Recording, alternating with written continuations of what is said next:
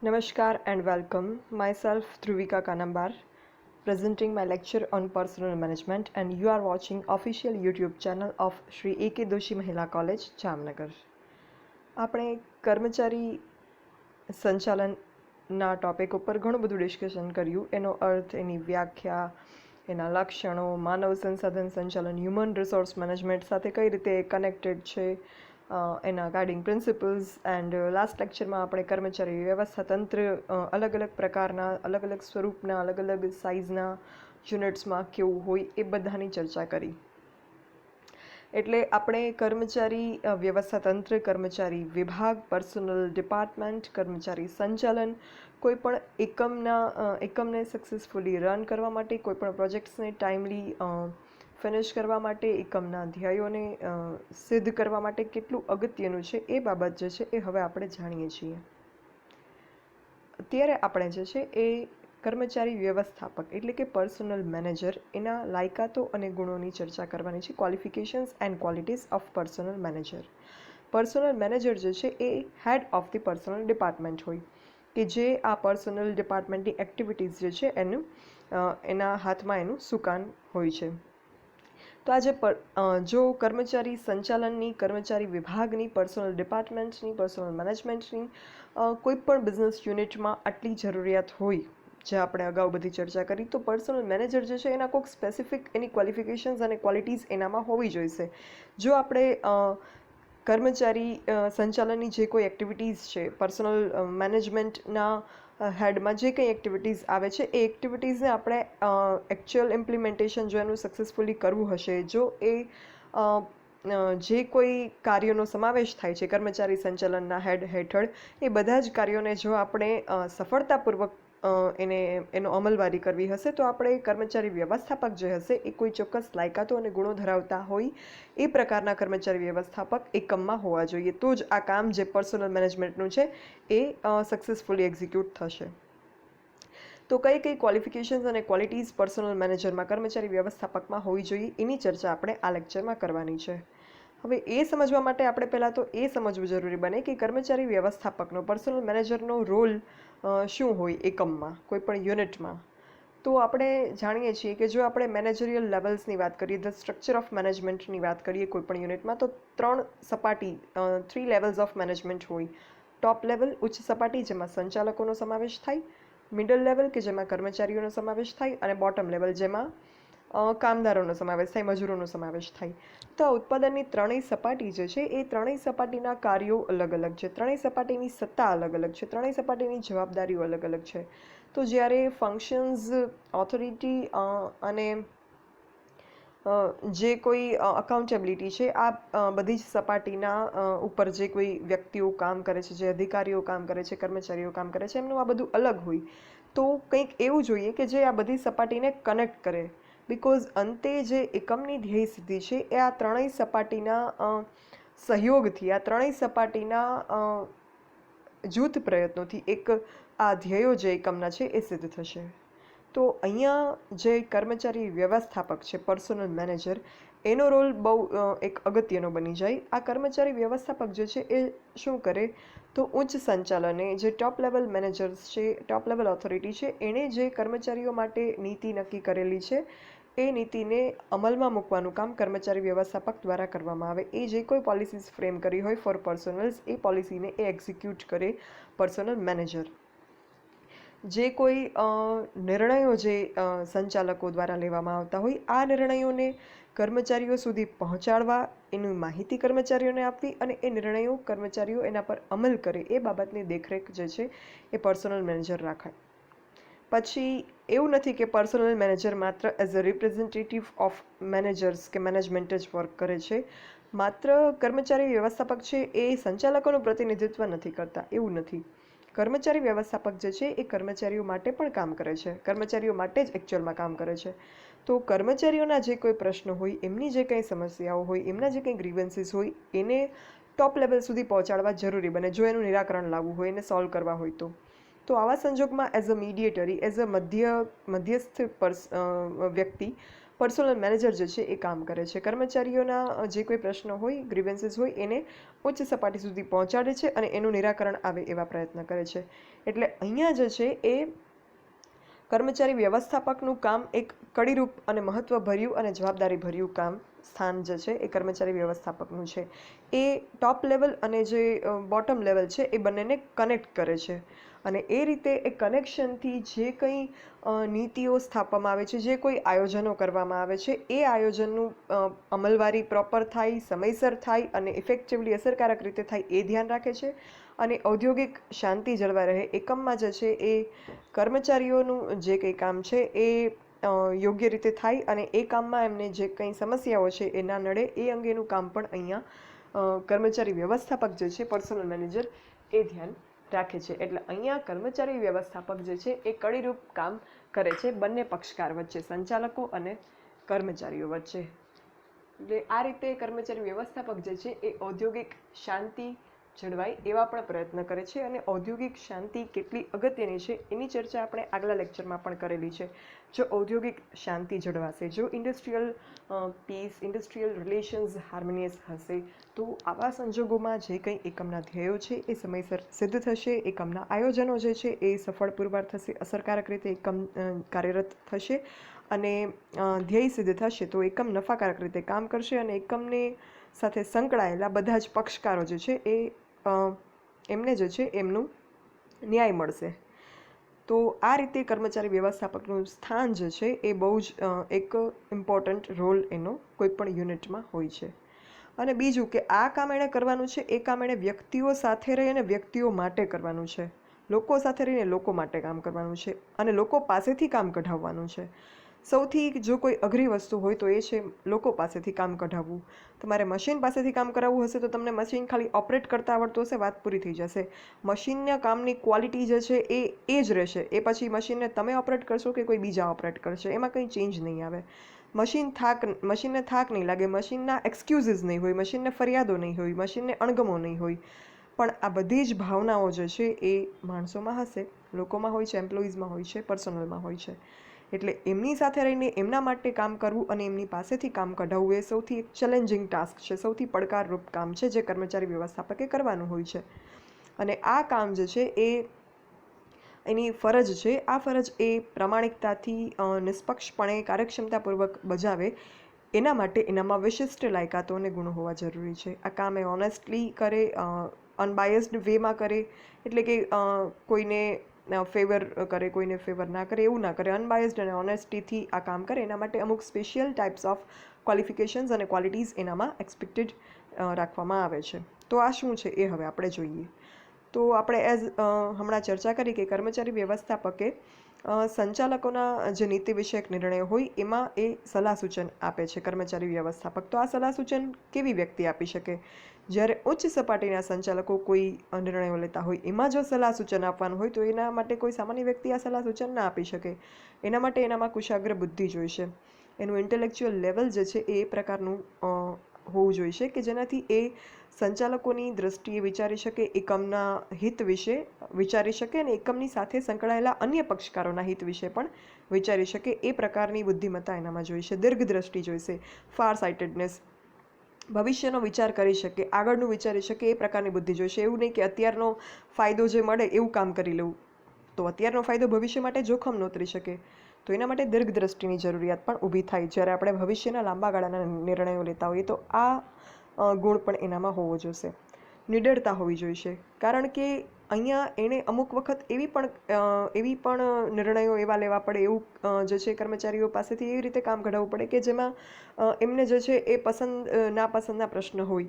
તો આવા સંજોગોમાં એણે નિડર રહી અને જે સાચું છે, જે રાઈટ છે, જે ન્યાયપૂર્ણ છે, જે એકમ અને એની સાથે જોડાયેલા પક્ષકારો માટે ન્યાયપૂર્ણ છે એ બાબત જે છે એ પ્રકારનો અહીંયા એણે કામગીરી કરવી પડે. એટલે એ જે છે એ નિડર હોવો જોઈએ. એ સિવાય કર્મચારી વ્યવસ્થાપક પર્સનલ મેનેજરે એના અંડરમાં જે કોઈ અધિકારીઓ કે કર્મચારીઓ, જે કોઈ ઓફિસર્સ કે એમ્પ્લોઈઝ વર્ક કરે છે એમને જરૂરી માર્ગદર્શન અને સલાહ સૂચન પણ આપવાના હોય છે એના કામને લગતા. તો આ માર્ગદર્શન અને સલાહ સૂચન આપવા માટે પણ એનામાં અમુક શક્તિઓ કે અમુક ગુણો જોઈશે. આ કામ જે છે કોઈ સિમ્પલ કે કોઈ નોર્મલ માણસ ના કરી શકે. એનામાં જો અમુક ગુણ હોય તો જ આ કામ થઈ શકે. એ ગુણ જેમ કે સચોટ રજૂઆત શક્તિ, કોઈ પણ બાબતનું માર્ગદર્શન આપવા માટે, એ વસ્તુ સમજાવવા માટે, સલાહ સૂચન આપવા માટે એનામાં રજૂઆત શક્તિ સચોટ હોવી જોઈએ. એનો પ્રેઝન્ટેશન પાવર જે છે એ પ્રકારનો હોવો જોઈએ કે સામેની વ્યક્તિ એની બાબતને સમજી શકે અને એ સાચું છે એ સ્વીકારી શકે. પછી દ્રઢ મનોબળતા હોવું જોઈએ. દ્રઢ મનોબળ એટલે એક ડિસિઝન એ લઈ લે, પછી કોઈ સામેથી એક્સક્યુઝિસ આવે કે કોઈ પણ પ્રકારનો સામેથી પ્રેશર આવે કે કોઈ નેગેટિવિટી આવે કે જે એ નિર્ણય જે છે એ બદલવામાં એને ફોર્સ કરે, તો એ વસ્તુથી એ વિચલિત થવો જોઈએ નહીં. દ્રઢ મનોબળ એ ધરાવતો હોવો જોઈએ કે જે સાચું છે એ સાચું છે, પછી ભલે એનો લોકો વિરોધ કરે છતાં પણ એ એના મનોબળ જે છે એના પર ટકી રહેવો જોઈએ. પછી નિસ્વાર્થતા હોવી જોઈએ. કર્મચારી વ્યવસ્થાપક જે છે અહીંયા એને પોતાનો અંગત સ્વાર્થ કે કોઈ બીજા એકાદ બે પક્ષકારનો સ્વાર્થ ધ્યાનમાં નથી રાખવાનો. અહીંયા એણે સમગ્ર એકમ સાથે જોડાયેલા બધા જ પક્ષકારો, એનું એક સામૂહિક હિત એક જે છે એને ધ્યાનમાં રાખીને પોતાનું કામ કરવાનું હોય છે. કોઈ પર્સનલ અહીંયા સ્વાર્થને સ્થાન નથી, એટલે એ ગુણ પણ એનામાં હોવો જોઈએ. પછી ધીરજ અને શાંતિ હોવી જોઈએ. કર્મચારી વ્યવસ્થાપકે લોકો પાસેથી કામ કરાવવાનું છે. લોકો પાસેથી કામ તમે કરાવતા હો ત્યારે એની ભાવનાઓ, લાગણીઓને ધ્યાનમાં રાખવી પડે. એની પાસેથી તમે જોર જબરદસ્તીથી કામ ન કરાવી શકો, અને જો કામ કરાવો તો એ કામ જે છે એ ગુણવત્તાયુક્ત નહીં હોય. એટલે એણે ધીરજપૂર્વક અને શાંતિથી જે છે એ કામ અહીંયા કરાવવાનું રહે. બીજું કે એકમના કર્મચારીઓ કે કામદારો પાસેથી એણે કાર્યક્ષમ રીતે કામ કઢાવવાનું છે. કામદારોનું કામ જે છે એ ગુણવત્તાયુક્ત હોય, એમની ઉત્પાદકતા સારી હોય એ રીતે કામ કઢાવવાનું છે. અને આ કરવા માટે જે છે એ એક તો ચપ્પડ સ્માર્ટ હોવો જોઈએ. સ્માર્ટ ટેકનિક્સથી જે છે એ કામ કરાવી શકે એવો હોવો જોઈએ. ઉત્સાહી હોવો જોઈએ. એક કંઈક નવું કરવાનું, જો કંઈ નવી ટેકનિક્સ આવે, નવી પદ્ધતિઓ આવે તો એને અડોપ્ટ કરી કર્મચારીઓને જે છે એ અડોપ્ટ કરવા માટે કે અમલમાં મૂકવા માટે કે એ પ્રકારનો ઉત્સાહ એનામાં હોવો જોઈએ. કંઈક નવું કરતા રહેવાની જે છે એ એનામાં એક ગુણ હોવો જોઈએ. ઉદ્યમી હોવો જોઈએ.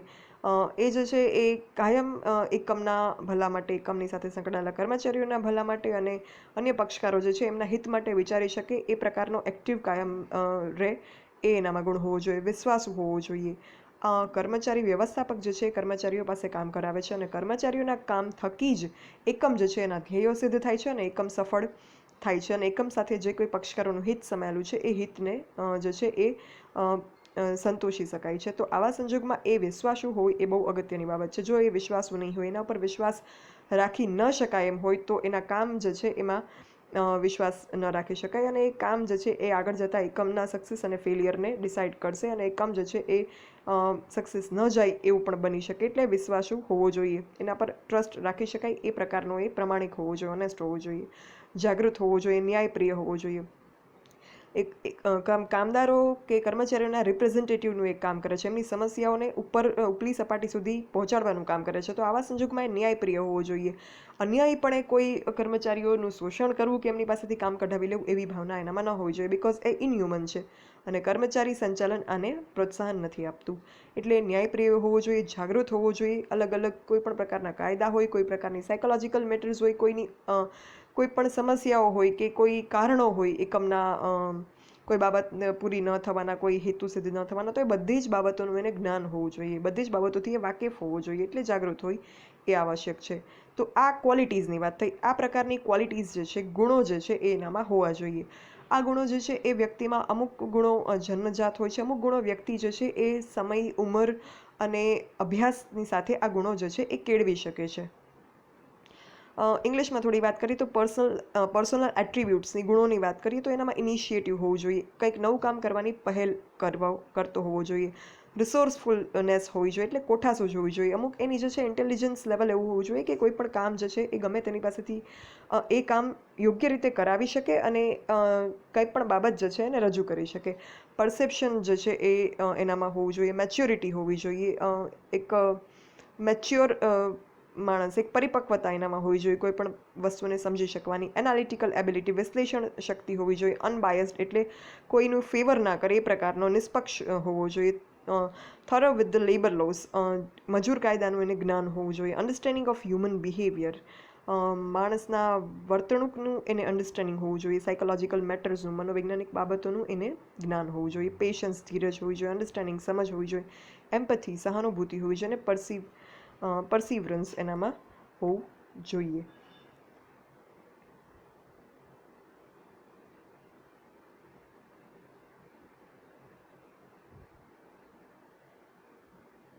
પરસિવરન્સ એટલે ખંત. તો આ પ્રકારનું જે છે એ ક્વોલિટીઝ ગુણો ધરાવતો હોવો જોઈએ પર્સનલ મેનેજર. પછી સ્કિલ્સની વાત કરીએ તો એજ્યુકેશનલ સ્કિલ્સ હોવી જોઈએ, ડિસ્ક્રિમિનેટિંગ સ્કિલ્સ હોવી જોઈએ, એક્ઝિક્યુટિંગ સ્કિલ હોવી જોઈએ અને લીડરશિપ સ્કિલ હોવી જોઈએ.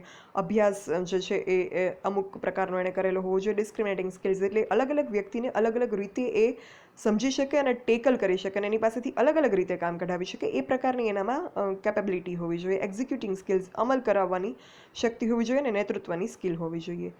હવે ગુણોની તો આપણે વાત કરી, ક્વોલિટીઝની વાત કરી. હવે આપણે વાત કરીએ ક્વોલિફિકેશન્સની, લાયકાતોની, કે જે જન્મસિદ્ધ કે ઇનબિલ્ટ નથી હોતી કોઈ પણ માણસમાં. એ જે છે એ અભ્યાસ દ્વારા, રિસર્ચ દ્વારા એ વસ્તુ, એ જ્ઞાન મેળવી અને એ શીખે છે. તો એવી ક્વોલિફિકેશન્સની જો વાત કરીએ, લાયકાતોની, તો કર્મચારી મેનેજર જે છે એણે કર્મચારી સંચાલનના વિવિધ પ્રશ્નોનો ઉકેલ લાવવાનો છે અને અભ્યાસ જે છે એ એની પાસે હોવો જોઈએ. એટલે સામાજિક વિજ્ઞાન, સાયકોલોજીનું એને નોલેજ હોવું જોઈએ, મનોવિજ્ઞાનનું નોલેજ હોવું જોઈએ, એટલે સોશિયોલોજીનું, સામાજિક વિજ્ઞાન એટલે સોશિયોલોજી અને મનોવિજ્ઞાન એટલે સાયકોલોજીનું એને નોલેજ હોવું જોઈએ. અર્થશાસ્ત્રનું નોલેજ હોવું જોઈએ, ઇકોનોમિક્સનું, સમાજશાસ્ત્રનું નોલેજ હોવું જોઈએ. પછી મજૂર કાયદા, લેબર લોઝની જે વાત કરી એનો પણ જ્ઞાની એ હોવો જોઈએ. તો આ જો જ્ઞાન એનામાં હશે તો જ એનું કામ જે છે એ ટેકનિકલી પ્રોપરલી કરી શકશે. એ સિવાય આપણે જેમ ઓડિટિંગનું કામ કરવા માટે વ્યક્તિ ચાર્ટર્ડ એકાઉન્ટન્ટની પદવી ધરાવતા હોવા જોઈએ, એ રીતે જે છે એ અહીંયા કોઈ એવી ઇન્સ્ટિટ્યુશન દ્વારા કોઈ લાયકાત નક્કી કરવામાં નથી આવી કર્મચારી વ્યવસ્થાપક કે પર્સનલ મેનેજર માટે. બટ એવું જનરલી રિયલ વર્લ્ડમાં, પ્રેક્ટિકલ કંપની કલ્ચરમાં જ્યારે કોઈ પર્સનલ મેનેજર તરીકે કોઈ વ્યક્તિની અપોઇન્ટમેન્ટ કરવામાં આવે, નિમણૂક કરવામાં આવે, ત્યારે એ વ્યક્તિ MBA with human resource management આ પ્રકારની કંઈક મેનેજમેન્ટ કક્ષાની કોઈ ઉપાધિ કે પદવી ધરાવતા હોય એવું ઇચ્છનીય માનવામાં આવે છે. MBA જે છે એ ઘણી બધી સ્પેશિયલાઇઝેશનમાં થાય, ફાઇનાન્સમાં થાય, માર્કેટિંગમાં થાય, હ્યુમન રિસોર્સ મેનેજમેન્ટમાં થાય, ઇન્ટરનેશનલ બિઝનેસમાં થાય. તો આમાંથી જે હ્યુમન રિસોર્સ મેનેજરમાં જે વ્યક્તિએ MBA કરેલું હશે એના માટે જે છે એ પર્સનલ મેનેજર બનવાની લાયકાત એ ધરાવે છે એવું માનવામાં આવે છે, કે એ વ્યક્તિ જે છે એ એના માટે કાબેલ માનવામાં આવે છે. તો આ રીતે જે છે એ કર્મચારી વ્યવસ્થાપકે આટલા અગત્યના કામ એકમમાં કરવાના હોવાથી કર્મચારી વ્યવસ્થાપકની એક ભૂમિકા જે છે એ એક એને જેને કહેવાય ને કે એની ત્રેવડી ભૂમિકા છે. 3 ટાઈપ્સના રોલ એણે કરવાના છે. કર્મચારીનો ફ્રેન્ડ, ફિલોસોફર અને ગાઈડ એણે બનીને રહેવાનું છે. એટલે જ્યારે કર્મચારીને કોઈ બાબત પ્રત્યે સમસ્યા હોય એના માટે એનું ફ્રેન્ડ બની અને એને જે છે એ એને સાંભળવાની છે. કોઈ સમસ્યાના નિરાકરણ માટે ફિલોસોફર બનીને એ જે છે એને સમજાવવાનું છે. અને ગાઈડ બનીને જ્યારે કંઈ કામમાં એ અટકે, અધિકારીઓ હોય ટોપ લેવલના કે કામદારો હોય નીચલી કક્ષાના, એ જ્યારે અટકે કોઈ કામમાં ત્યારે એનું ગાઈડ બની અને એમને માર્ગદર્શન જે છે એ સૂચવવાનું છે. તો આ રીતે કર્મચારી સંચાલક જે છે એનામાં આ પ્રકારના વિશિષ્ટ લાયકાતો અને ગુણો હોવા જોઈએ.